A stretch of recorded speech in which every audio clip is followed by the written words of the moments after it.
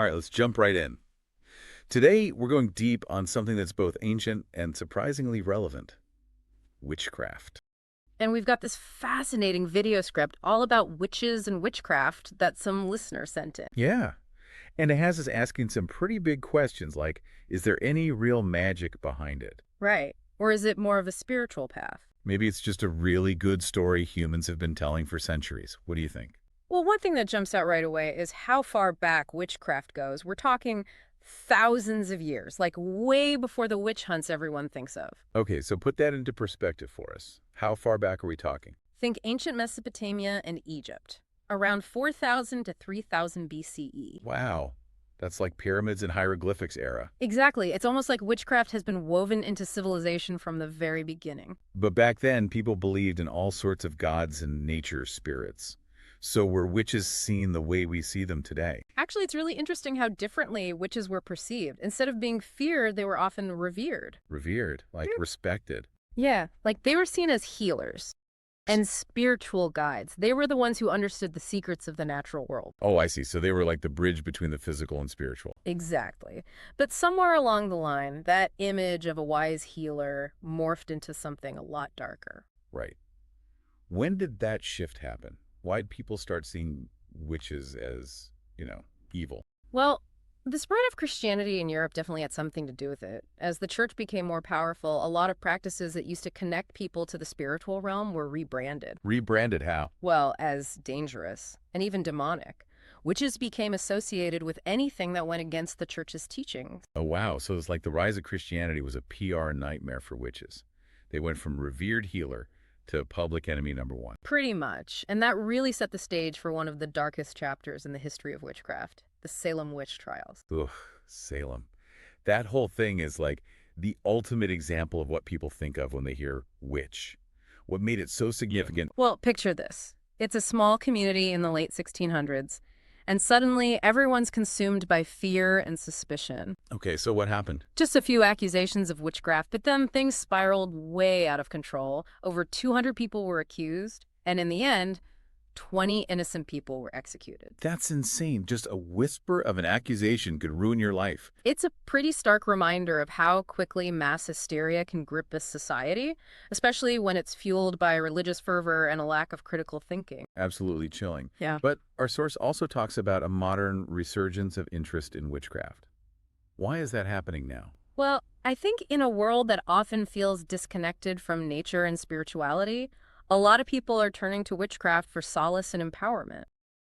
They see it as a way to reconnect with ancient wisdom, tap into their intuition, and explore their own spiritual potential. So are we talking about people actually casting spells and making potions?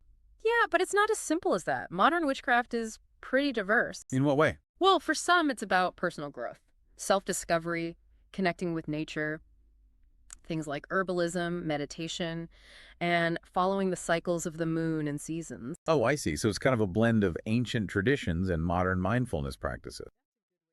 But speaking of different beliefs, our source mentions something called Christian witches. How does that even work? Yeah, it's a really complex topic. So are Christian witches actually a thing? It depends who you ask. Some Christian denominations condemn any form of magic. They see it as satanic. Right, that makes sense. But others acknowledge the potential for magic to be used for good.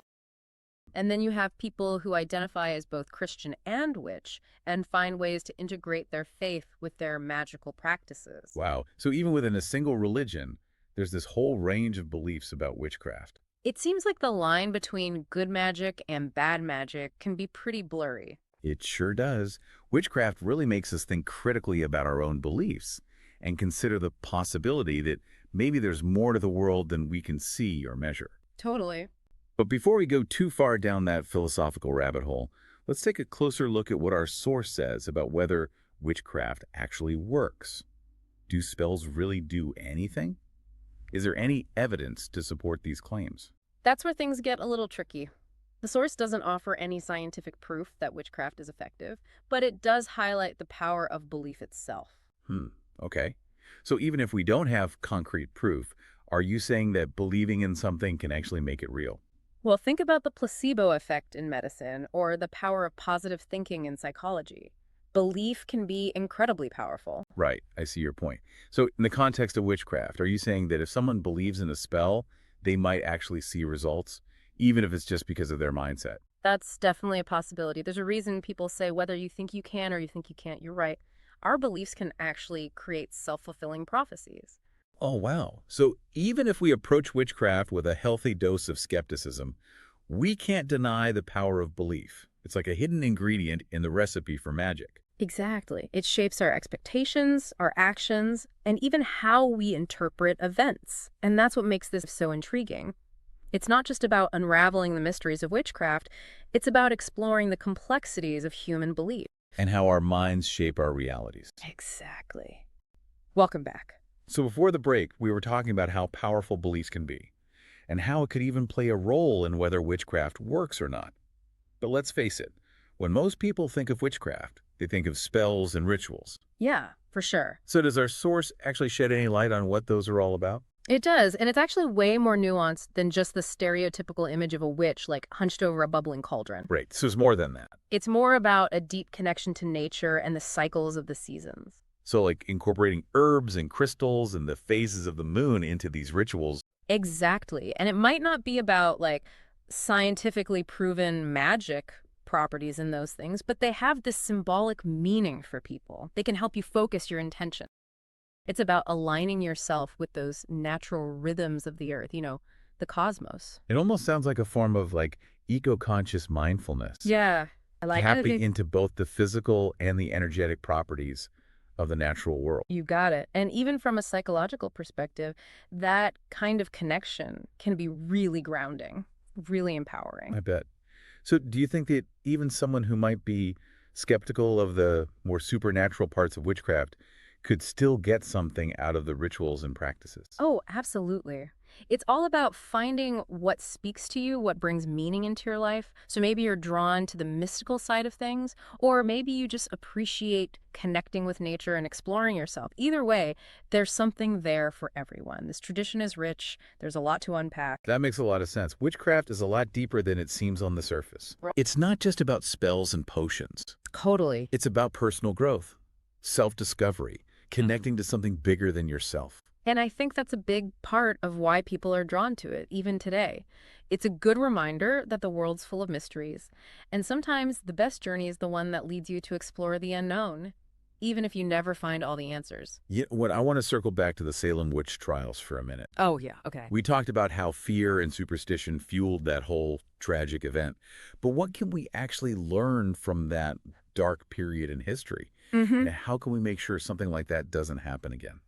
That is an important question.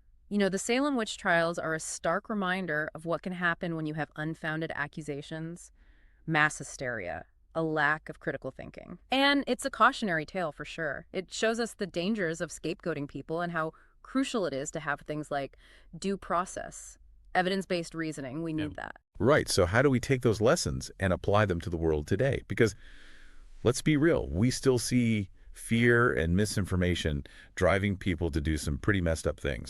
I think it starts with encouraging people to think critically. Oh, for sure. Question your assumptions, seek out reliable information. And we need to be really careful about all these sensationalized stories out there and really try to challenge our own biases. That's especially hard with social media these days, right? Yeah, it's a whole different beast. Misinformation spreads so fast. Exactly. It's more important than ever to be a discerning consumer of information. Approach claims with, a healthy dose of skepticism. And when it comes to sensitive topics like witchcraft, I think it's crucial to come at it with respect and understanding, even if you personally don't believe in the practices. Right. Just because something seems different or maybe a little strange to you doesn't automatically mean it's harmful. Right. And in fact, being open to other perspectives and beliefs can actually help us understand each other better and have more empathy. Exactly. Diversity of thought is what makes the world so fascinating, don't you think? I think so too. It's through those open and respectful conversations that we learn from one another. And we grow as people. So I'm curious, after looking at all this, the history, the beliefs, the psychology, what's your take on the big question? Is witchcraft real? I'm a big believer in the power of belief itself, whether witchcraft is actually supernatural or if it just taps into the human mind and how everything is connected. It's clear that it's had a huge impact on human history, and people are still fascinated by it. I love that. It's not about having a black and white answer, but really appreciating the mystery and how humans search for meaning and connection. That's exactly it. And sometimes just embracing the unknown can be more enriching than, holding on to some rigid certainty. I love that point. Thanks. So I guess it's time to wrap up this deep dive into witchcraft. But before we do, let's throw it out to our listeners. After learning all about the world of witchcraft, what sticks with you? What resonates with you? Is it the history, the spirituality, the connection to nature, or maybe it's just the allure of the unknown? Take a minute and think about what you've learned and what it means for you. Because maybe the most powerful magic of all isn't about spells and potions. Maybe it's about the power of what we believe in and the stories we choose to make part of our lives. So we've covered a ton of ground here, from ancient origins to modern witchcraft today. We've talked about how people's views have changed over time, that crazy Salem witch trials, the power of belief, and even those, what were they called, Christian witches. Yeah, it's amazing how witchcraft still has this hold on us, even in a world that's so focused on science and tech. It really is. It's like it's tapping into this primal part of us, this need for mystery and something bigger than ourselves. I think that's spot on. This fascination comes from how witchcraft blurs those lines, No? between rational and irrational, the seen and unseen. Right. It makes us question what we think is possible. Makes us think about different ways of seeing the world. Exactly. And it gets at those big questions about life, death, reality, all that stuff. That's a good point. It makes sense why it shows up everywhere. Myths, fairy tales, books, movies, even real-life practices today. Oh, yeah, absolutely. It's woven into everything. So after all this, where do we land? Well, What is witchcraft, really? Is it a real force, a spiritual path, just a cultural thing, or is it just a good story? maybe it's a bit of all of those things. A mix of belief, practice, imagination. Maybe the real magic isn't about finding the answers. Oh, we like that. Maybe it's about being okay with the mystery and just constantly exploring. Yeah, being open to the fact that there's a lot we just don't know. That sense of wonder and possibility can be pretty powerful. It is. It reminds us that the world's full of surprises, that there's more to reality than we see. And who knows, maybe that's how we find a little magic in our own lives, by being open. I love that. Well, I think it's time to wrap up this deep dive. But before we go, I want to leave you with a thought. After everything we've talked about, what really stood out to you about witchcraft? What part resonated with you? Was it the history, the spirituality, the connection to nature, or just the fact that there's so much we still don't know? Think about what you've learned and how it connects to you, because in the end, the most powerful magic might not be spells and potions. It might just be the power of believing in something and the stories we choose to live by. Thanks for coming along with us on this deep dive into the world of witchcraft. Until next time, keep exploring, stay curious, and keep asking those questions.